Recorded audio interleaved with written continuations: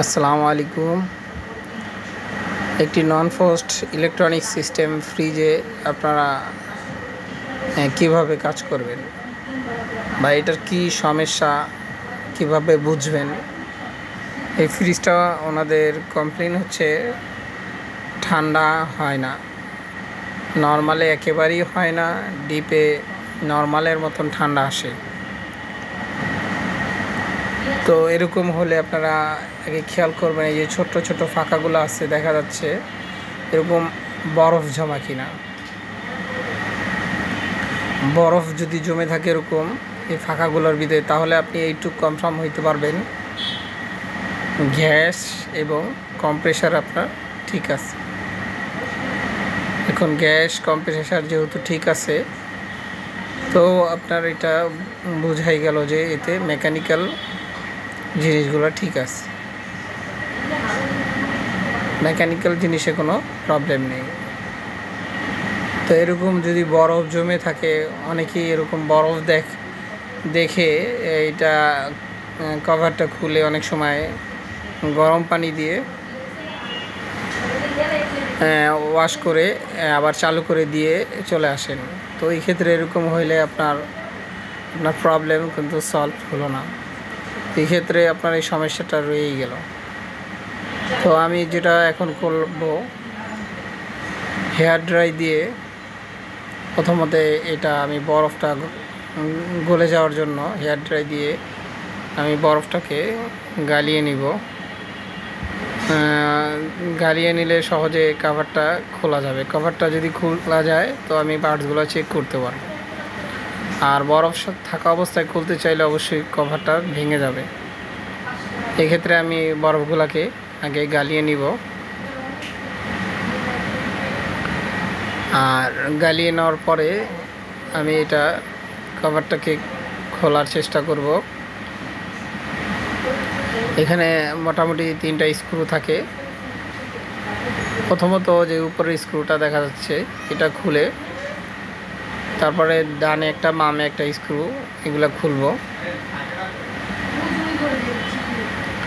আর সাধারণত যদি আপনার হেয়ার ড্রাই অলরেডি গলে গেছে, বরফগুলা কিছু দেখা যাচ্ছে,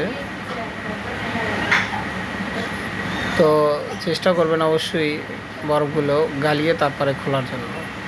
সম্ভব হলে একদিন আগে বন্ধ করে তারপরে কাজ করবেন। যদি এরকম বরফ জমা দেখেন, দেখা যায় সাথে সাথে বরফ জমা অবস্থায় খুলতে চাইলে ফ্যানের কভার ভেঙে যায়, বা বিভিন্ন তার ছেড়ে যায়, বা ক্লিপ থেকে লুজ কানেকশন হয়ে যায়। তো ওই ক্ষেত্রে আপনারা অবশ্যই বরফটা গালিয়ে নেবেন। আর এরকম বরফ জমলে তো আপনারা বুঝতেই পারবেন যে কোনো না কোনো পার্টস খারাপ হতে পারে।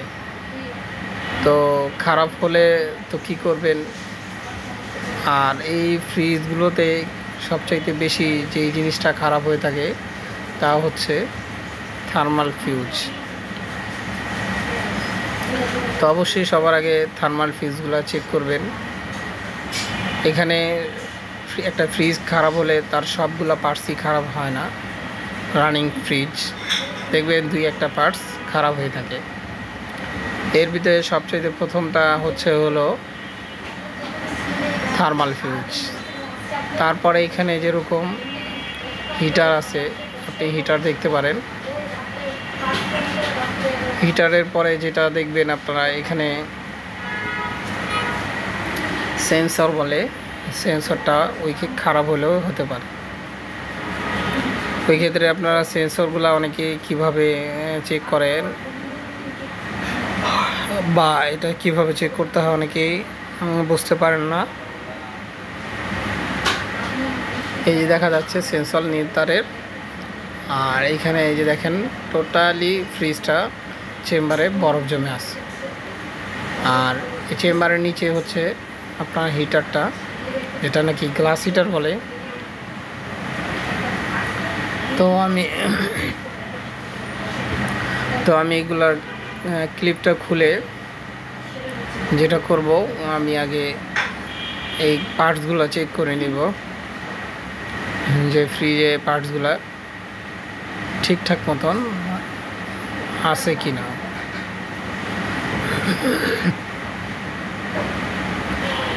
তো ফ্রিজে দেখা যাচ্ছে অনেকটাই ঠান্ডা। তো এইগুলা এটা এই যে হচ্ছে থার্মাল ফিউজটা। তো এটার ভিতরে দেখা যাচ্ছে অল্প কিছুটা পানি আছে থার্মাল ফিউজের ভিতরে। তো থার্মাল ফিউজের ভিতরে পানি থাকলে অনেক সময় 2-1 ফোঁটা থাকলে এটার জন্য অসুবিধা হয় না। আর যদি পানি অতিরিক্ত পরিমাণ এবং বা বাতাস ঢুকে থাকে বা থার্মাল ফিউজ ফুলে থাকে, ওই ক্ষেত্রে অবশ্যই আপনারা চেঞ্জ করে দিবেন। তো এটা থার্মাল ফিউজটা পানি 2-1টা ফোঁটা দেখা যাচ্ছে। তো আমি এটা এখন পার্টসগুলোকে আমি আগে চেক করে নিব, কীভাবে পার্টসগুলো চেক করা যায় এগুলো আপনাকে দেখাবো। পার্টসগুলো সহজে কিভাবে আপনারা চেক করতে পারবেন। আর চেম্বারটা দেখতেই পাচ্ছেন যে টোটালি বরফ জমা। তো এটা আরেকটা যেটা কাজ করব, এটা যেহেতু ইলেকট্রনিক সিস্টেম, তো আমি আবার এগুলা লাগিয়ে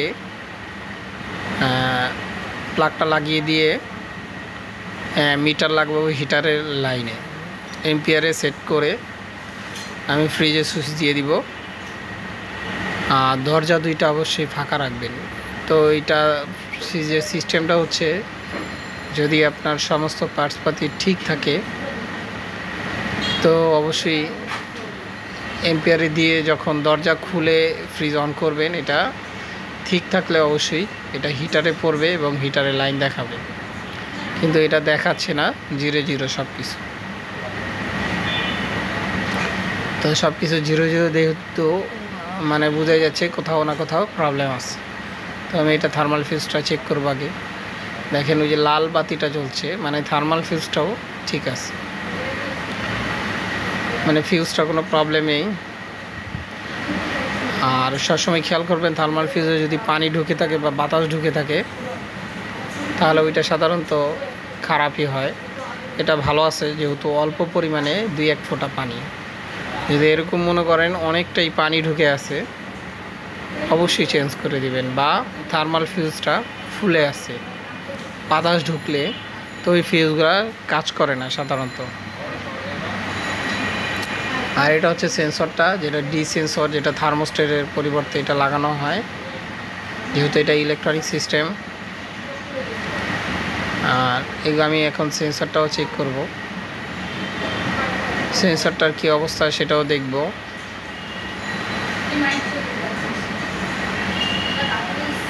সেন্সরটা সাধারণত নর্মাল টেম্পারেচার, বাহিরের ওয়েদার যেটা থাকে 1.5 দেখাবে। যেহেতু এটা ছোট ফ্রিজ, এটার পয়েন্টটাও কম দেওয়া থাকে। যদি বেশি দেওয়া থাকে ওই ক্ষেত্রে আপনার ফিউজটা কেটে যাবে। তাই জন্য সেন্সরটাকে হাতে ঘষে স্বাভাবিক টেম্পারেচারে নিয়ে আসব। বর্তমান যেটা দেখা যাচ্ছে 1.5, এই টেম্পারেচারটাই এই মানটাই দেখাবে। এই জন্য আমি এই হাত দিয়ে ঘষে এটাকে হালকা গরম করে নিলাম, যেন পয়েন্টটা সঠিক টেম্পারেচারটা, মানে যে পয়েন্টটা থাকার কথা ওইটা চলে আসে। স্বাভাবিক 1.5 থাকবে। তো 1.5টা ক্রস করে আপনার 1.3, 1.2 চলে আসছে, 3তে চলে আসছে, তো 2তে চলে আসবে এখন 1.2। তো স্বাভাবিক অবস্থায় থাকবে 1.5।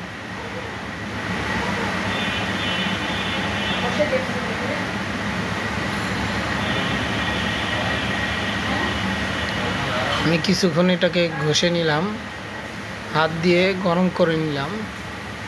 হাতের গরমে সেন্সরটা যতটুকু গরম হয়। আর সাধারণত যদি ভালো থাকে সেন্সরগুলা তো পয়েন্ট কমবে বাড়বে, আর না হলে অনেক সময় আপনার কোনো পয়েন্টই দেখাবে না বা অতিরিক্ত পয়েন্ট দেখাবে,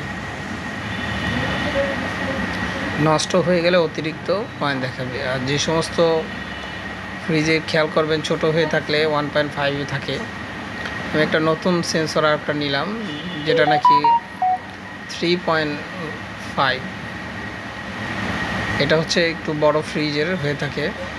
তো অনেক সময় 1.5-এর জায়গায় 3.5 লাগানো যায়, আবার অনেক সময় দেখা যায় 3 লাগাইলে থার্মাল ফিউজটা কেটে যায়, কারণ ওই সেন্সরটা সেন্স করতে সময় লাগে।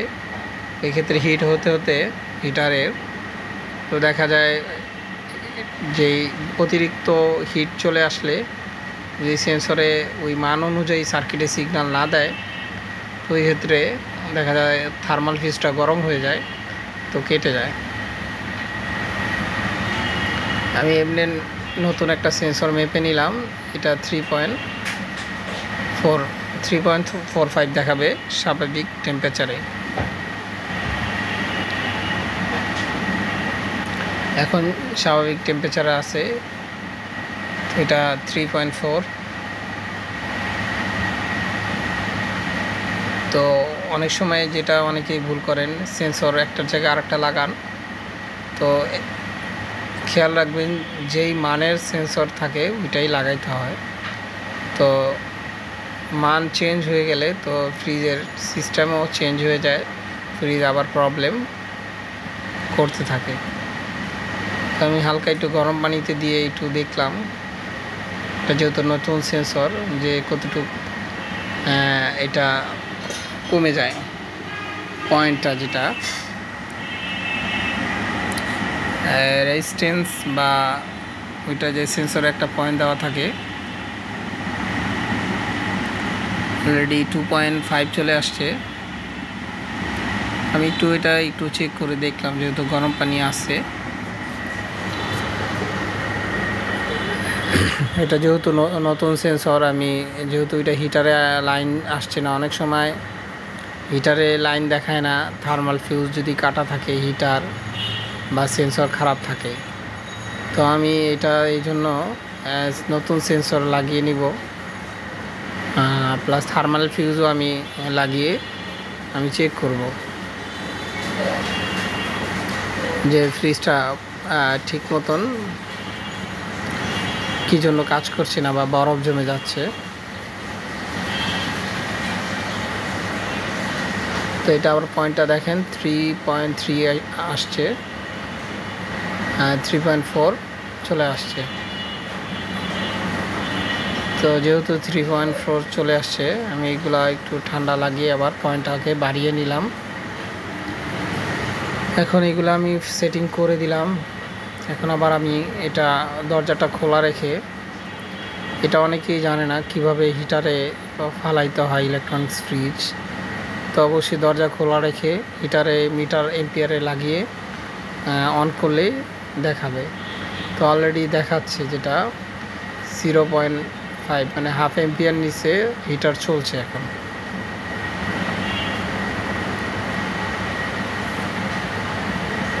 আমি হিটারটা এখন দিয়ে দেখলাম, হিটারটা আমি নতুন সেন্সরটা লাগিয়ে দিছি এবং নতুন একটা থার্মাল ফিউজ লাগিয়ে আমি আগে এটা চেক করে নিলাম, আসলে প্রবলেমটা কোথায় সেটা বের করতে হবে। তো এই ক্ষেত্রে দেখা যাচ্ছে যেটা আগের সেন্সরটাও দেওয়া ছিল, তখন দেখায়নি মানে এম্পিয়ার। আমি হিটারটা হাত দিয়ে দেখলাম গরম হচ্ছে কিনা, তো হিটারটাও গরম হচ্ছে, যেহেতু এম্পিয়ার হাফ এম্পিয়ার নিচ্ছে। আমি হিটারে যেভাবে ফেললাম, দরজা খোলা রাখি, খালি মাত্র ওই এম্পিয়ার মিটারটা হিটারে লাগিয়ে ফ্রিজটা অন করে দিছি। তো এখন হিটারটা চলছে।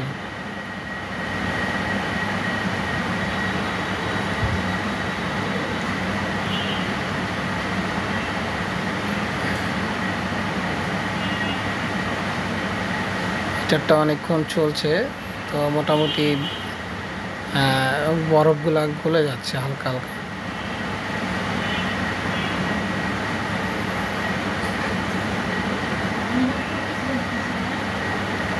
বরফগুলা গলছে।